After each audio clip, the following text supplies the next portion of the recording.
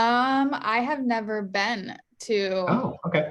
this one. This might be their first one, actually. Oh, So, oh, okay. Oh, yeah. nice. That's exciting.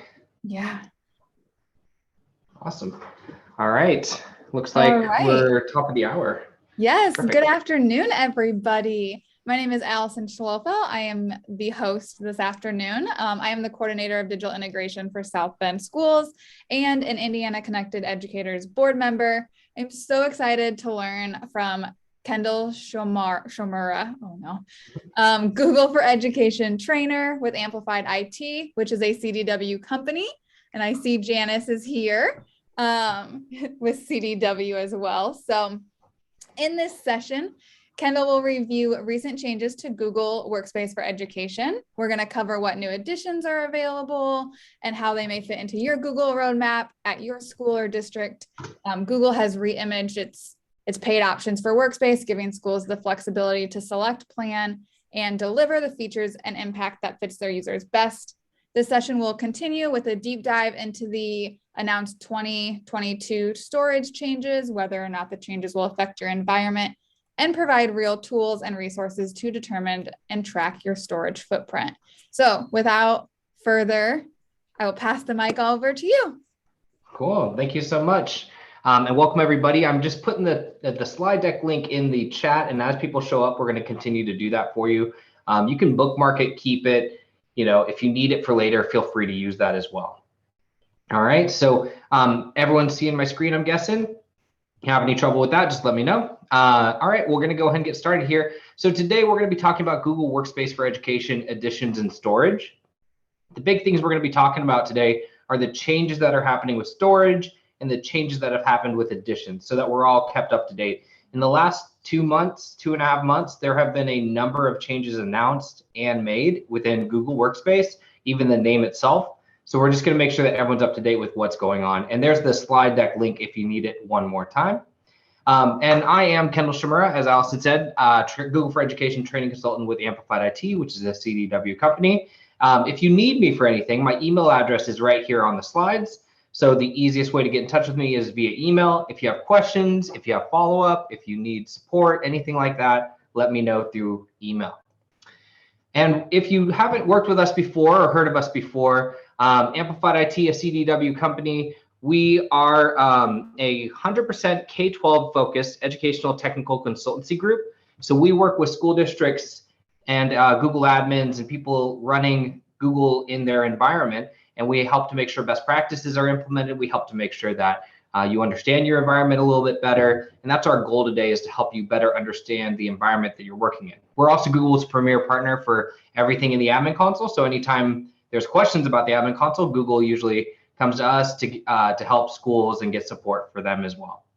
All right, so a little bit about who we are, but what you're really here for is probably the content here. So let's go ahead and talk about what's changed. And first and foremost, we just want to always start out with Google Workspace for Education is the new name of G Suite for Education, which was formerly known as Google Apps for Education. So we've gone through a couple of name changes, but there aren't many changes as far as what the base fundamentals is going to give us. So Google Workspace for Education, just as a reminder for everybody, was not built for education. It was actually built for business and rebranded as education and given some service agreement updates.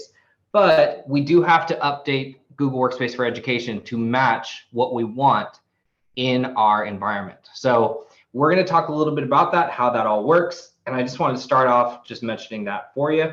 Just to mention these, we do have 4 additions now. Before I click anything, we used to have 2. It was G Suite for Education or G Suite for Education or G Suite Enterprise for Education.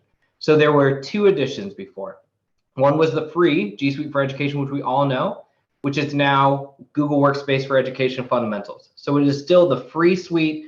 It is what you get, it's what you sign up for to get Gmail, to get Drive, Classroom, Calendar, all of those core apps and services, to have that admin console. That is what you're signing up for with Fundamentals. And that is free. It will continue to be free, and it will continue to be built upon and improved as we go forward in the next coming years. So it's not like they've introduced these additions and now this is kind of a stop for everything in fundamentals. So fundamentals is continuing to be developed. Then we also have paid editions. So this is where we expanded from 1 to 3. So the first one, kind of stepping up in the tier, is Google Workspace for Education Standard. This is basically if you want to add on a paid edition for security, for analytics, for tools that'll help you to do investigations and mitigate improper sharing or improper emails or spam or phishing emails. This edition will actually give you those tools with the investigation tool, the security center, security dashboard, and you have BigQuery exports, things like that. So you're going to be able to run those reports and get that data out around your security. Now, you also might think, what about the teachers and end users? This is going to be the teaching and learning upgrade. So teaching and learning upgrade is going to be where teachers, your staff members are really going to see an impact in their accounts, because it's going to give them access to things like Meet recordings, live streaming via Meet, and unlimited originality reports. So those are really end user type features. What Google did is they kind of split them out, because when talking with schools and surveying schools, they realized people didn't need necessarily both. Some people wanted just the teacher features. So those are two options for you. But if you say, well, we're kind of in the boat that we want everything, we would come to Google Workspace for Education Plus. So Google Workspace for Education Plus is a comprehensive solution. It includes everything under the sun there. So it is everything under fundamentals, everything under education standard, everything under teaching and learning. It is all of those plus more features. So in addition to the teaching and learning and Google and the standard upgrades, you also would get advanced features on top of those. So it is a comprehensive solution. And if you have G Suite Enterprise for Education already, you have been transitioned to Google Workspace for Education Plus Legacy. So they just put Legacy at the end of it just to denote that it was an Enterprise for Education license before. So those are the main ones there. I just wanted to make sure that we are good with that. If you, I meant to click on the bottom one. If you click on compare editions, you can actually look at different editions. If you want to look at all the detail about what each different edition has, the comparison side by side, this is a great resource. So how is this going to impact us? How does this change our day-to-day, or how does this affect us as admins?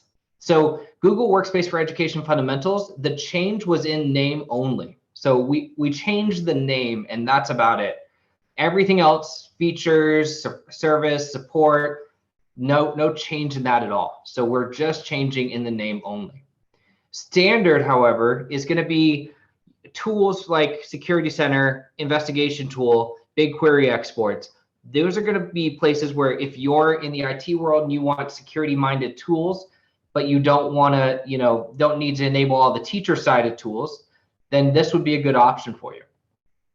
The teaching and learning upgrade, like I was mentioning before, is the communication tools for your staff, enhanced Meet features, and limited originality reports. And this is good if you have it without an upgrade edition if you want, and it does it with partial domain licensing. And we'll talk about that here in a minute, what that means. So the licensing is a little bit different for teaching and learning upgrade, but it's just a little bit of different ones there. Google Workspace for Education Plus is that teaching and learning upgrade plus additional features. So on top of that, like I was mentioning before, you get those additional features. It is equivalent to a full domain license of Enterprise for Education if you've had that in the past. So those last slides were just kind of a really just kind of example of why you might want it, what kind of fit might this be for what kind of school, just to let you know where you might fit in here.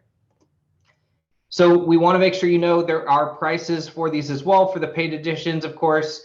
The free edition is free. It will always be free. The reason it's free, if anybody didn't know this, is because business, Google Workspace for Education, business editions, and other editions are paid for, and those payments actually help pay for the education sector. So that's a nice little fun fact for everybody. If you come in here, if you go to Education Standard, though, the first one is going to be $3 per student per year. So basically, we work with you to find out your total student count, right? Whether it's, depending on how many students you have, we will get that total number, and then it'll be $3 per student per year. It is a license for everybody. But only the people that you give the rights to in the admin console can they go in and use the tools themselves. What we're talking about here is the free staff licenses though. So you're paying for the student count because you are covering your students.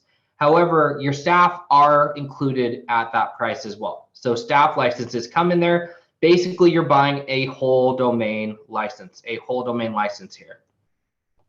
However, when you get to teaching and learning, you'll notice it says $4 per license per month. And you might say, oh, that's exponentially more expensive. It looks more expensive, but this is the difference. You are paying for all of your students for education standard. Teaching and learning, you're only going to pay for the licenses for the teachers that you're going to apply it to. So you're not even probably going to buy it for all of your staff. You're probably just going to buy it for, mainly your instructional staff or your teaching staff and people that are going to use these tools. These are assigned by license. Instead of assigning it to everyone domain wide, it's assigned by license. So it makes sense for us to actually decide, hey, if we want a tool for these teachers, we don't have to buy them for everybody, right? We just buy them for the people that are going to use them, the people that are going to need them. Maybe our elementary teachers aren't using Meet yet, so maybe we're not quite ready to get them that license. So that's kind of how the pricing model works for this. You choose how many licenses you need. You pay $4 per license per month for those. It actually, when you do the math, comes out to be just around the same if you have equivalent staff counts in both math formulas here. Then you have Plus, which is of course everything in one, combined into one, $5 per student per year. So same model as the standard. You're buying for students, you're getting free licenses for staff with the student purchases. So it's $2 more per student per year than standard, but it does include everything that standard has and teaching and learning has. And this is where the price for Education Plus would be. And I wanted to make sure everyone knows it is pricing shown in US dollars. So just want to make sure if anybody is watching from outside of the US, yesterday I was presenting with ISTE and we had people from all over. So I had to say US dollars here. All right. So just a couple of things to note. If you received promotional pricing in 2018 for a full domain license for enterprise, you're getting an extra year till 2022. So if you received promotional pricing back in 2018 and you were expecting that promotional pricing to last and you were going to maybe re-up on that promotional pricing, well, you're getting an extra year to use that, to use those licenses. Partial domain license owners can continue to purchase partial domain licenses until 2023. However, it is still going to be that price of $48 per staff per year. So that is per year, not per month. It actually, when you think about it, the teaching and learning upgrade is $4 per license per month, which 12 months, $48. So that partial domain license actually equates to what it used to be as well. But if you did like having the partial domain licenses, because maybe you only needed like 50 licenses for your whole district, then you can still continue to do that until 2023. So here's a couple of things that we need to know about for timelines, new launches, what's happening. This was the blog post announcement for the Google Workspace for Education changes with storage. So if you haven't read this, it is good to kind of read about it, kind of learn about it, right? The new storage policy we're going to talk about here as well. But if you wanted to go back and look at that article around when they released all this, when this all changed, because maybe this is even news today, that there are some of these changes out there. This is the blog post for it.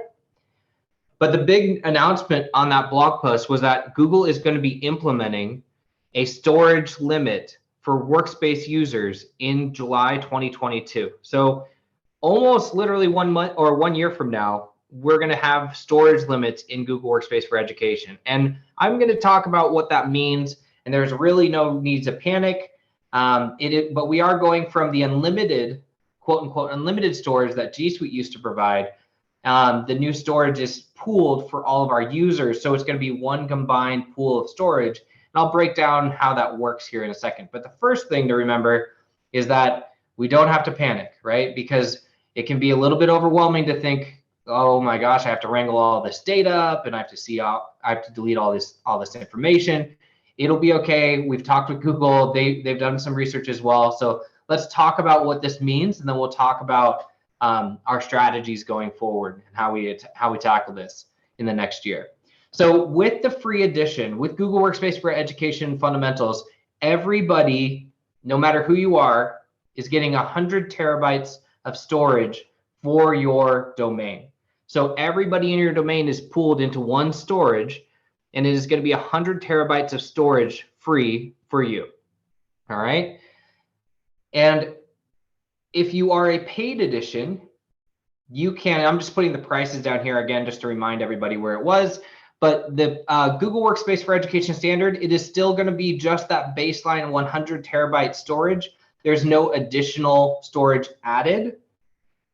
But if you come down to the teaching and learning upgrade, then you actually get 100 gigabytes of pooled storage added per staff license that you purchase, right? So if you purchase 10 staff licenses, you get 1,000 gigabytes of pooled storage added to your general pool. So that would be in addition to the 100 terabytes that you already have. And then for the Google Workspace for Education Plus, this is going to be 20 gigabytes per user. But again, remember, you're paying per license for teaching and learning. You're paying per user, and you're doing full domain over here. So 20 gigabytes is actually quite a bit because you're getting 20 gigabytes per every user in your domain, right? So you're getting a lot of extra added storage with Education Plus. Now you might say to yourself, okay, so 100 terabytes doesn't seem like enough, right? But one thing that you need to know about is that if you had Enterprise for Education already, you are already going to get 100 gigabytes per staff license added. So those licenses that you already purchased, you're getting 100 gigabytes per staff license already added. So a lot of people that already have Enterprise for Education, that is now Google Workspace for Education Plus Legacy, they will get that 100 gigabyte per staff license added. You're not getting the additional 20 gigabyte per user storage. You're getting instead the 100 gigabyte per staff license because you bought it per license. If you have partial domain licenses, you will get 100 gigabytes per license. And again, you will need to move to a new edition after your licenses expire in 2023. But you don't have to worry about that if you want to keep purchasing them through 2023. Now, how much storage are you going to be given and how does this all count? The biggest thing is it is going to be counting Drive, Gmail, and Photos. Those are the three things that it's going to count in your domain, right? So it's not, look, it's not counting users. It's not saying you can't have, hundreds and hundreds and thousands of users. You can definitely have that. It's just what they're storing is what's going to count. It'll be 100 terabytes of combined Drive, Gmail, and photo storage for everyone in the domain. However, the reason we're not panicking is because Google has looked at the numbers. They can trust us. They can see how much storage space your domain is using. And they're estimating it will impact only about 1% of schools. And most of those are going to be higher ed institutions after talking with Google. So a lot of times we think, 100 terabytes doesn't seem that much, but we need to look at how much we're using because it may not be that much unless you have an outlier. We had one outlier that was using already like 200 terabytes themselves. So that was another story, but oops.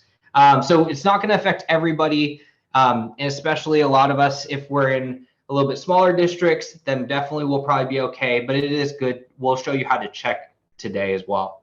What about larger districts though? What about districts over 20,000 users, right? So if you have over 20,000 users, you're going to be given an additional 5 gigabytes per user by request. We just don't know how that's going to work yet. We just don't know the process. We've just been told that's the math that you should be following if you're trying to figure out how many users you're going to have. And how will we know if we are part of the 1%?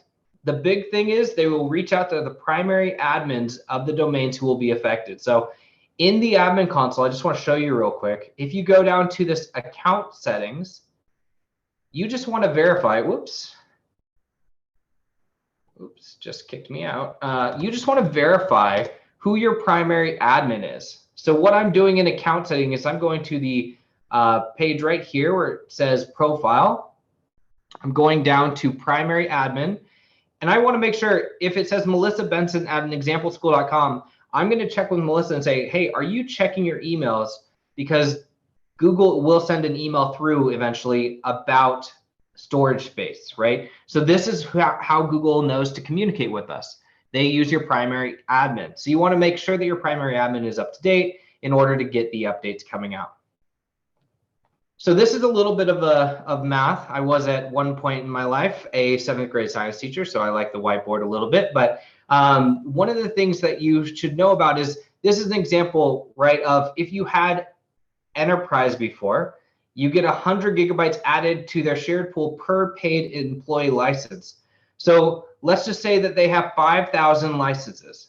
Well, they had 100 terabytes base storage, they get 5,000 licenses, and then it's 100 gigabytes per license.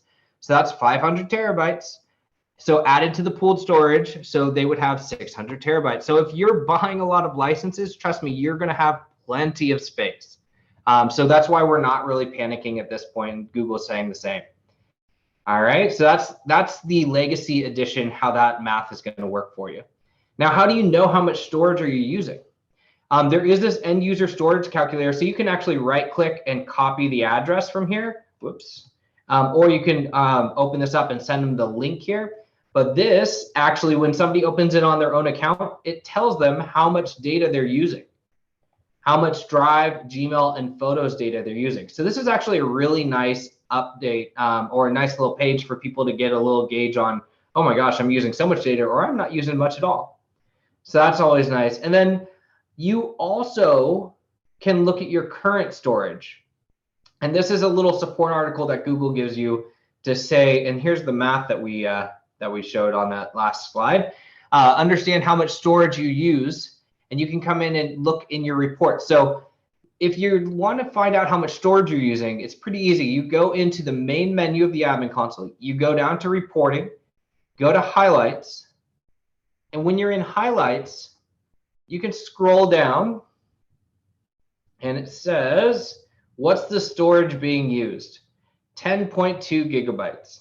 So you can actually see how much storage is being used by your domain at this point. This is obviously a very small domain because we are a demo domain, but on your domain, I'd expect it to be bigger, but you can at least take a look at where you're at right now.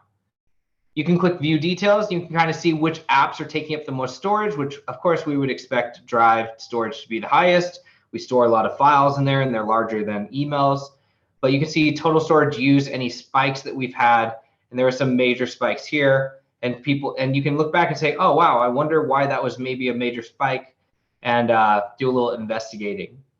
The big thing to know is, what if we ignore it? What if we say, we're going to be over the limit, but not a big deal. You know, Google's not going to do anything about it, right?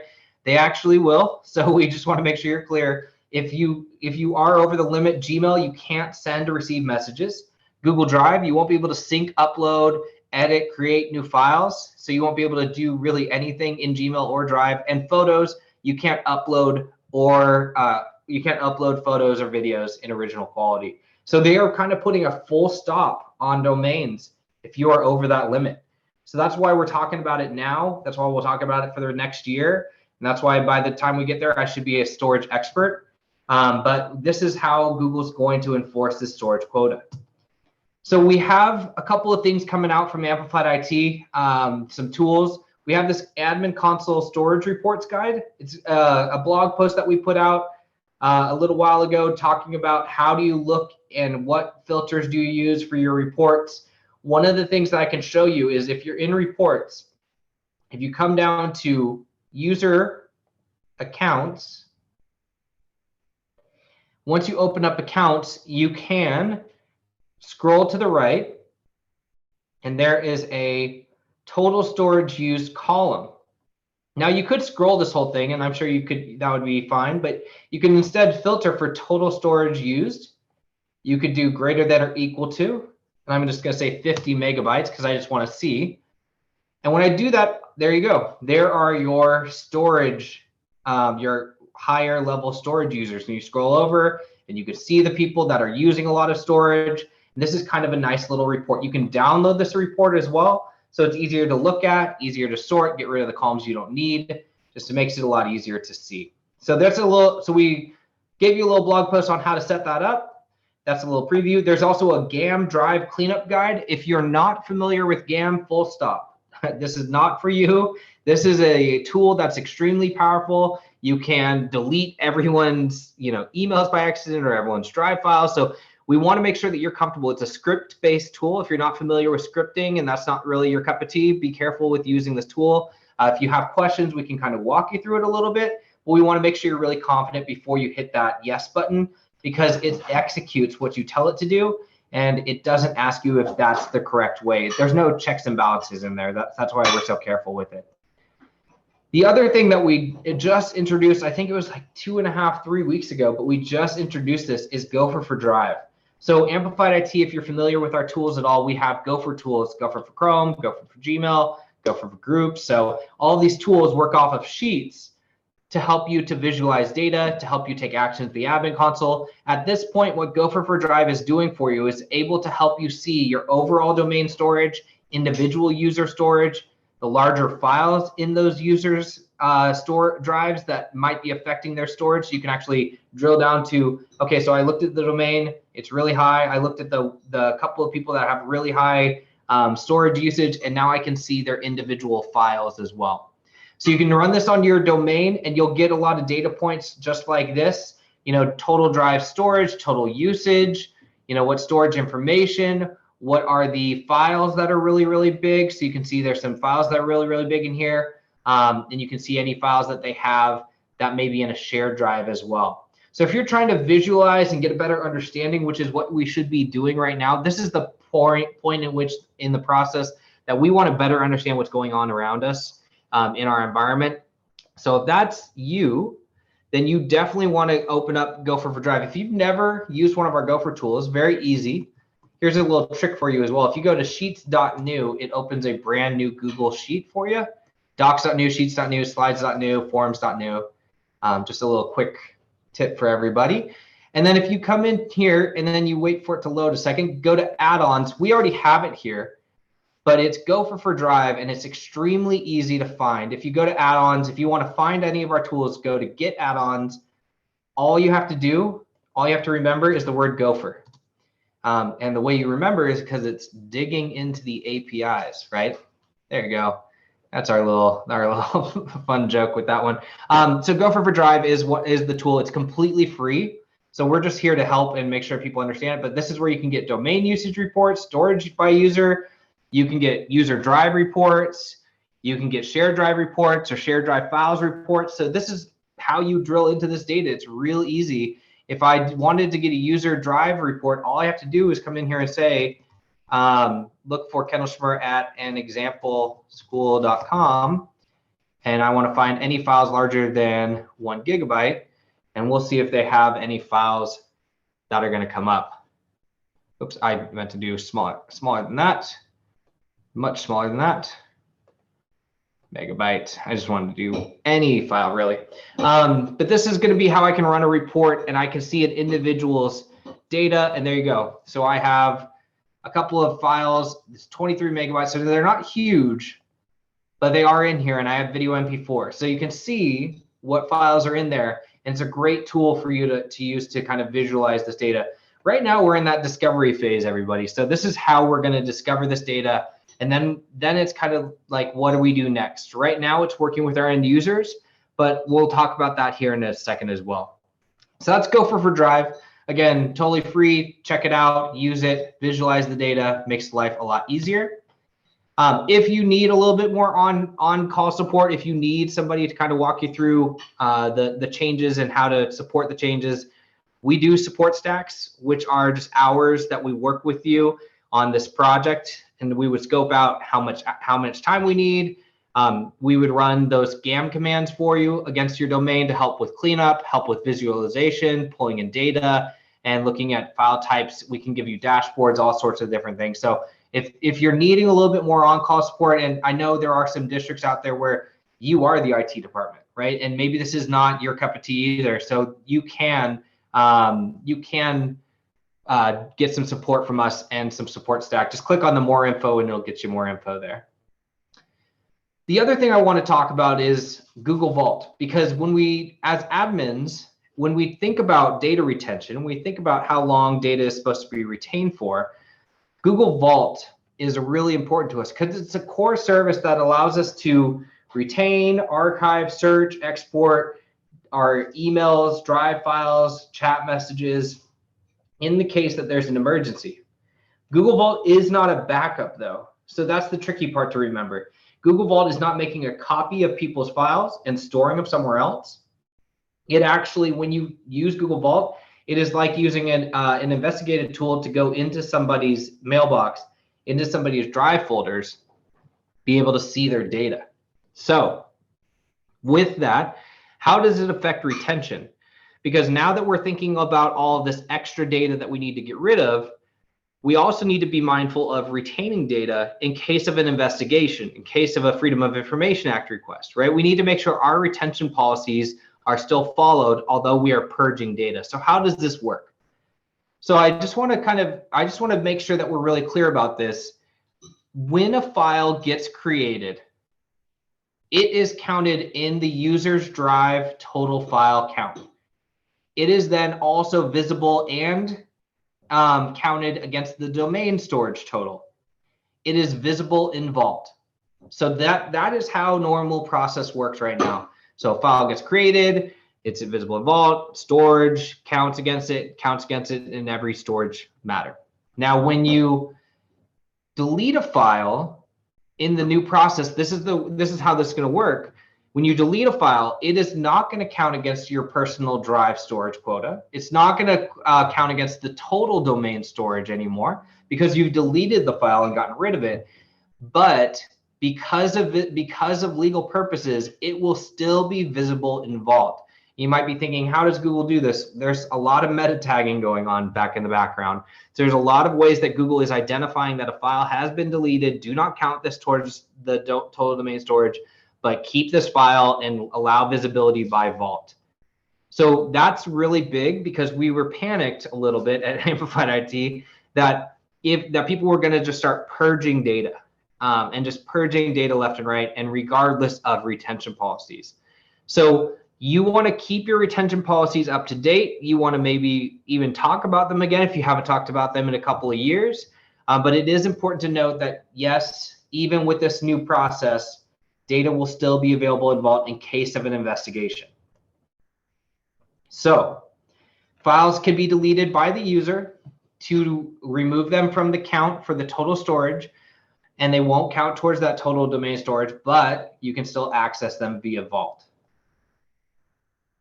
So a couple of things to think about when we're planning for July 2022. We should be continuously checking our domain storage, right? You should set a reminder to be coming in here and doing exactly this, going to accounts and looking for people over whatever your threshold is for too high of a file count for megabytes.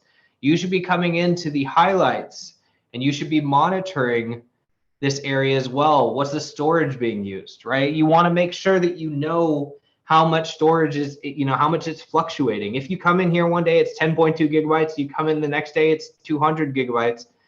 It's a big problem. Somebody's been uploading stuff, right? Or creating big files. And I mean, that's pretty darn impossible to do with Google Files. You probably have to be uploading videos and such. But it's just, you want to be aware of it because you don't want to come to, May, June of 2022 and say, oh, is this a lot? Did we increase? I don't know, right? You want to be more on the, oh, I've seen our numbers go down, which means we're getting prepared. People are doing the cleanup process. That's what we want as well.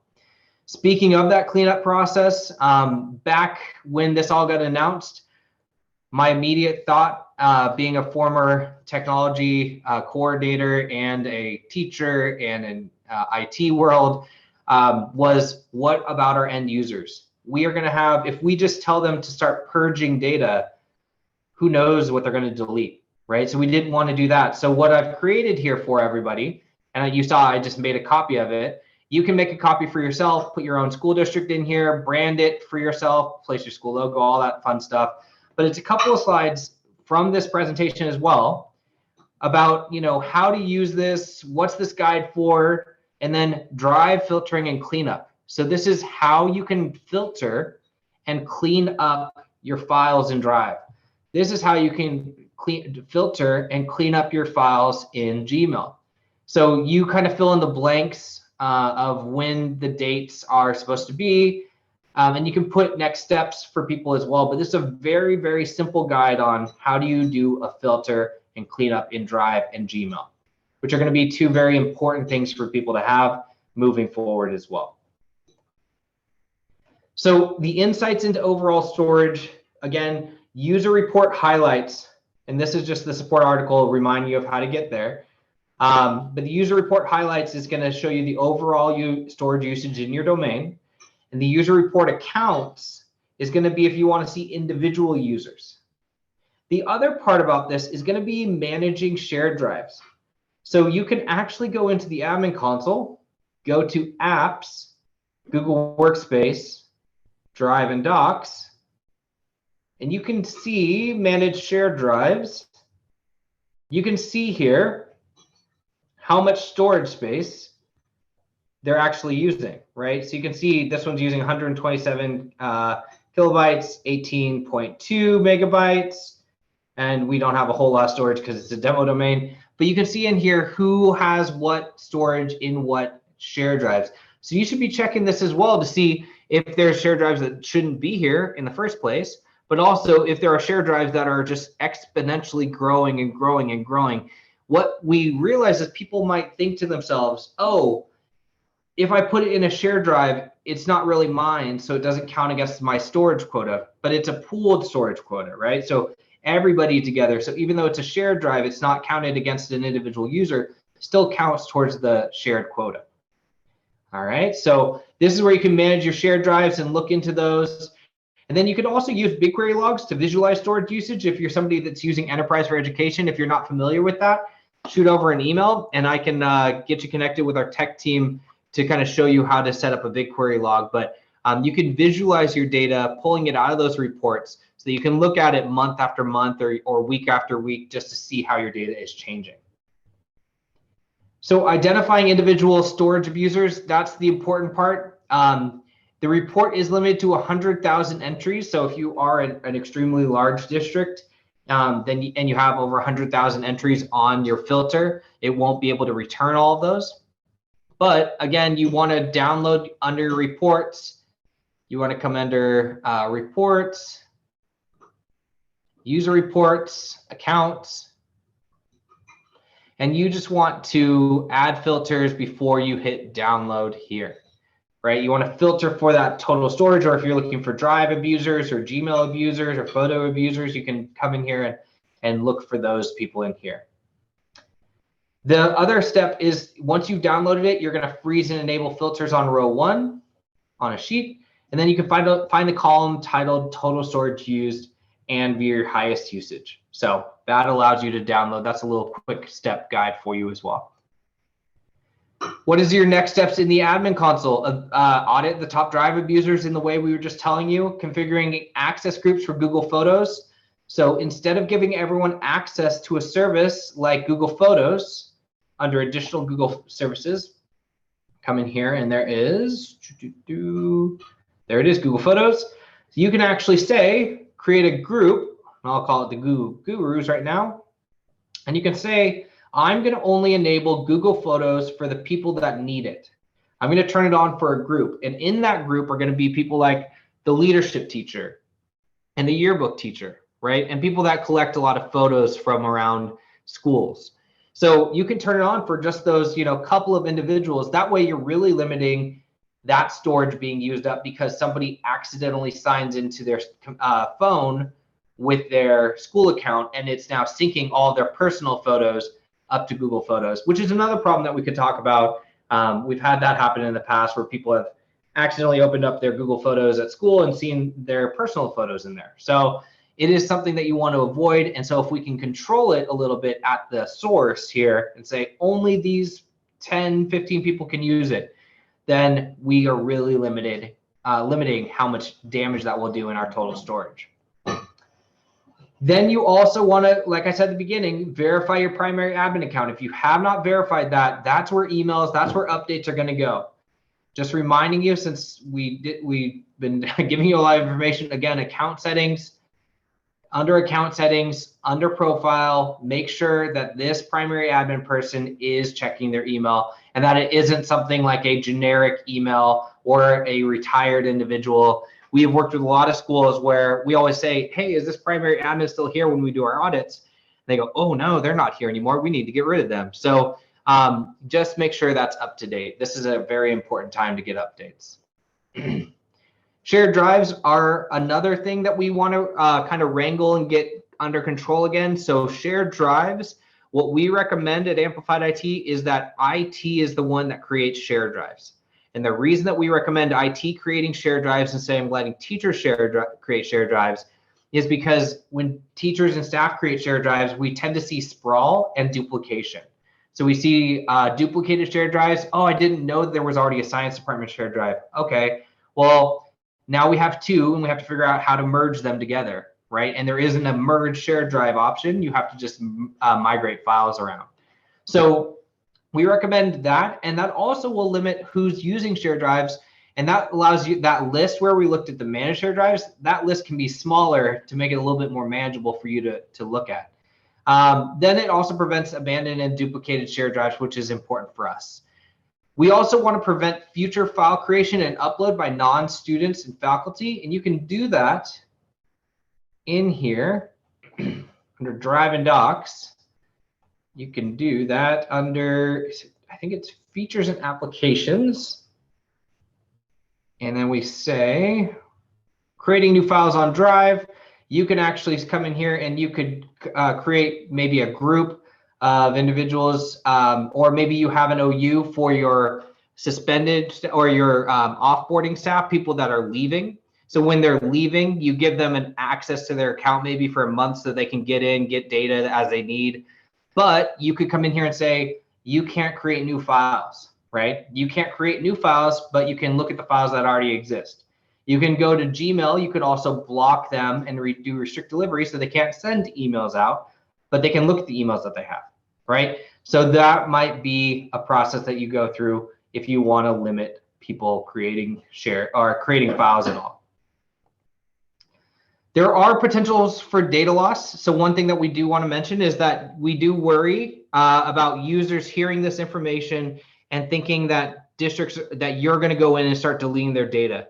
That's not how this process is really going to work.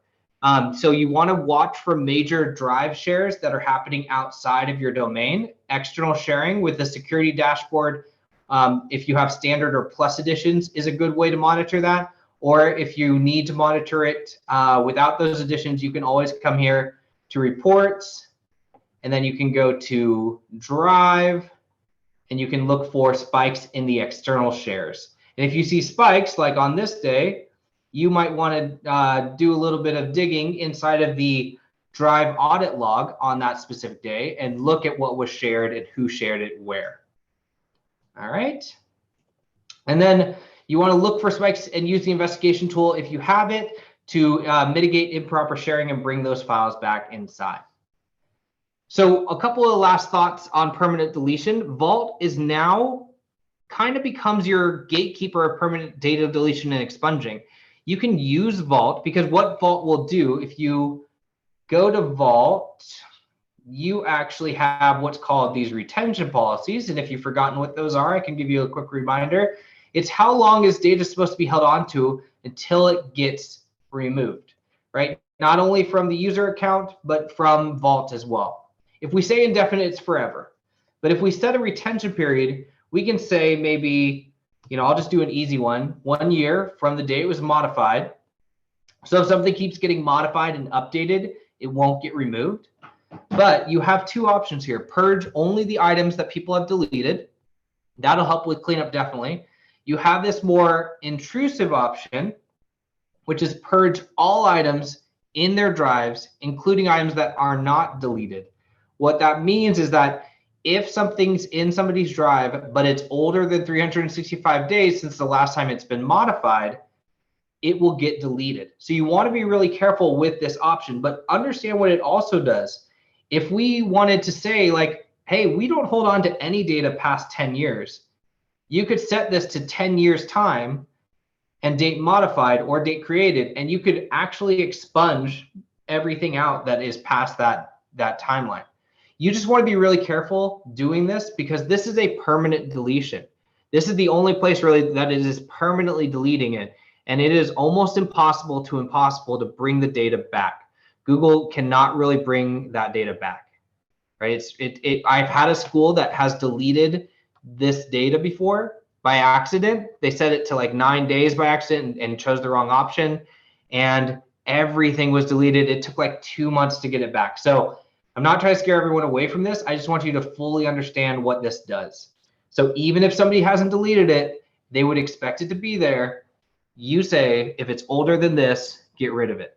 So a lot of good conversation to be had around that, but again, something to be aware of. So review your retention policies. And if you have indefinite policies, it's not going to affect storage at all. Think about how you can come in and modify those to a retention policy that has more of a date range or something of that sort.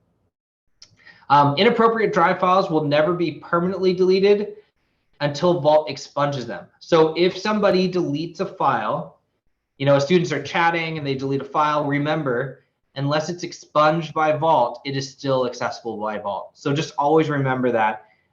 If it's visible to the user, it counts against storage. If it's not visible to the user and it's been deleted, it does not count against your storage. So a couple of things, and we try and keep this one updated. So if you do bookmark this link, you can come back to the slide for updates as well. Can we purchase more storage for any addition if needed? These are some questions that we've heard. We don't know yet. Google said good question to us. So they're not exactly sure what that'll look like, if people will even need it. But it might be something that people are like, we're pretty close, we'd like a little bit more. We're just not sure how that's going to work. We'll let you know as soon as we get an answer there. When will schools over 20,000 users get a storage pool? It'll get announced later this year, and it'll be either an opt-in program or Google will know. But we're not exactly sure how that's going to be quite yet.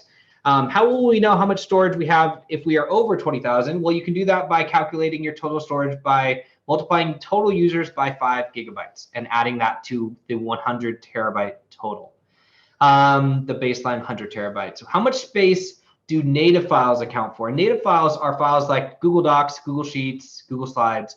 How much do those account for? Well, in February 2022, they are going to start counting, but currently they do not count.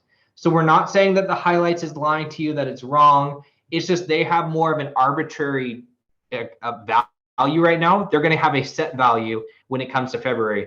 But the benefit of this is that if you do not open and modify a file after February 1st, 2022, it will not count against your storage. So if you're thinking back to all these users, that are gone and all this data that's sitting out there, and you're like, man, we've had Google Workspace for like 10 years now, and we have so much data. Well, if it doesn't get open, if it's on a suspended user's account and it's not getting open, if those files are not open, they don't count against your storage quota. So we don't really have to worry about those. So that is a definite benefit for that data as well. Now, I just wanted to make sure to kind of pause here, see if there were any questions from the group. If anybody had anything that they wanted me to review, feel free to throw anything you have in for me in the chat. But I feel like I gave you a lot of information today, and it takes a little bit of time to process everything that goes through. Just want to mention, there is also this Google Services offer that's going on. If you have not heard of it, this is something you want to jump on. If you are buying Chromebooks for your school and you're buying the licenses for the Chromebooks to manage them, which we all should be doing, then you do qualify for these Google Service Offer credits. The credits you get to use with partners like Amplified IT, other partners as well. But it is basically, I just say it's free money from Google for buying Chromebooks. It's really that easy. There's no catches. If you're buying Chromebooks, Google will get you these credits. You can use the credits for partners, for services that you need and that you want. So if you don't know, connect with us. We'll get you started so that you can get in right away. Money does run out. It's been running since the beginning of the year, so you do want to get in as soon as possible. We do love feedback as well. I know there is a feedback for the session here. If you want to do the feedback, feel free to. I'm just going to throw it in the chat just in case. If you want to give us some feedback, that'd be awesome. If you want to do the feedback for the event, it's at the bottom of the screen, I believe, if they scroll down in Hoover. And then if you do need anything from us, remember that Amplified IT has consultancy services, the labs services where we build our tools. We have technical services where we can actually do technical on-call support with you. And we have our training division, which I'm a part of, and our partners. So the nice part is we are not tied to one specific partner. If you need help evaluating partners, we're here to help you with that. It's something we do all the time. We're just trying to find the best tools in EDU to partner with our schools. And so that's kind of our service there. If you ever have questions, just reach out. Otherwise, we build out roadmaps for everybody. So if you haven't had a roadmap before, our audit is probably the best thing you can do. It's probably our number one service, if not the number one service that we have. Because what we do is we look at every single setting in your admin console and we break it down by best practice, whether it's matching or not matching, and giving you updates about why we recommend it. Then we do a review call with you, and we do it's about 60 to 90 minutes. So we talk through the documents, talk through your admin console, and have a discussion about where you're at, how to improve your admin console safety, security settings, and make sure that you're all squared away for your admin console there. And then the other thing, I already mentioned this one. And the other things that we do are admin training. So if you want to get certified in level 1, kind of the basics of the admin console, if you're kind of new to the admin console, want to get that baseline, and you want to make sure you understand it, the level 1's great. If you want to go a little bit deeper, level 2 is that next level where you can get a little bit deeper into the admin console. And we have self-paced and live courses for level 1 and level 2. And then if you want to get up to that level, security specialist is that highest level. And that is a completely self-paced course focused on all the security settings in the admin console. Other than that, we have collaboratives as well. We have a lot of different services we do, but this is probably the most fun one. It's a group of admins. We have over 1,000 school districts in the US and Canada in there, and they are all working together on talking about what's happening in Google, giving each other advice, asking for support. And we do monthly live streams to keep you up to date with what's happening in Google. Any big announcements, any big changes, you're the first to know. So if you want to be a part of that community, you can get a free preview of it as well. Click on that. Otherwise, if you have any other questions, info@amplifiedit.com is the way to go. I want to say thank you. Thanks, Allison, for moderating and for being here. And thank you, Keep Indiana Learning. This was a nice little presentation to do. If you have any questions for me, my email is at the beginning of the slide deck. info@amplifiedit is a great way to get in touch with us as well. But just thank you again for coming. Really appreciate everyone being here. Thank you, Kendal, for sharing so much useful information today. The Northern American Collaborative is one of my favorite things to do every month too. So I highly encourage people to check that out. I did put in the chat to please remember to take the survey for the conference. That will also trigger your PGPs or whatever your points are that you need. Just say thank you once again, and have a great day. Enjoy the rest of the conference. Have a good one, everybody. Thank you. Bye.